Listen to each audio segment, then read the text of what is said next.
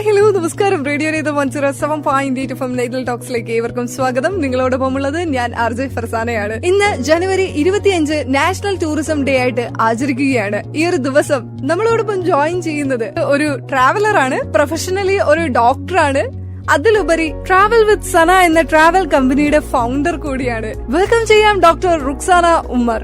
നമസ്കാരം. Thank you.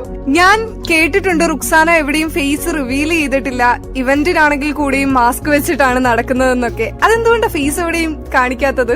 അത് common ആയിട്ടുള്ള ഒരു കൺസെപ്റ്റ് ഉണ്ട്. ഇപ്പൊ ലേഡീസ് ഇൻസ്റ്റാഗ്രാം അല്ലെങ്കിൽ സോഷ്യൽ മീഡിയയിലേക്ക് വരുന്ന ടൈമില് ബോയ്സിനെക്കാട്ടും കൂടുതൽ ഹൈപ്പ് കിട്ടാനുള്ള കാരണം നമ്മുടെ ഫേസ് ആണ്, അല്ലെങ്കിൽ നമ്മളെ കണ്ടിട്ടാണ് ആൾക്കാർ ഫോളോ ചെയ്യുന്നതെന്നുള്ളൊരു കൺസെപ്റ്റ് ഉണ്ട്. അത് ഞാൻ ഇൻസ്റ്റാഗ്രാം തുടങ്ങിയ സമയത്ത് അല്ലെങ്കിൽ റൈറ്റിംഗ്സിലേക്ക് കടന്ന സമയത്ത് എല്ലാവരും പറഞ്ഞ കാര്യം, ഈ ഒരു രീതിയിൽ നമ്മളെ കാണിക്കാണ്ട് നമ്മൾ സ്റ്റാർട്ട് ചെയ്താല് ഈ പറയുന്ന ഹൈപ്പ് കിട്ടില്ല എന്നുള്ളത് ഒരുപാട് പേര് പറഞ്ഞിട്ടുണ്ട്.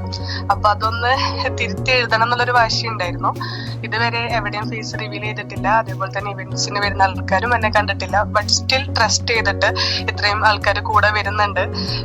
സൗണ്ട് ആയാലും സൗണ്ടുള്ള വ്ളോഗ്സ് കാര്യങ്ങളൊന്നും ഞാൻ ചെയ്തിട്ടില്ല ഇതുവരെ. എന്നിട്ടും ഇത്ര ആൾക്കാർ ട്രസ്റ്റ് ചെയ്യുന്നുണ്ട് അല്ലെങ്കിൽ നമ്മളെ കൂടെ വരുന്നുണ്ടെന്ന് പ്രൂവ് ചെയ്യാൻ പറ്റി ആഫ്റ്റർ 2 years. ഓക്കെ, കണ്ടതിൽ വെച്ച് ഏറ്റവും മനോഹരമായ ഒരു സ്ഥലത്തെ കുറിച്ച് ചോദിച്ചാൽ എന്തായിരിക്കും ഉത്തരം? ഞാനിപ്പോ കറന്റ് പറയാ ലക്ഷദ്വീപ് തന്നെയാണ്.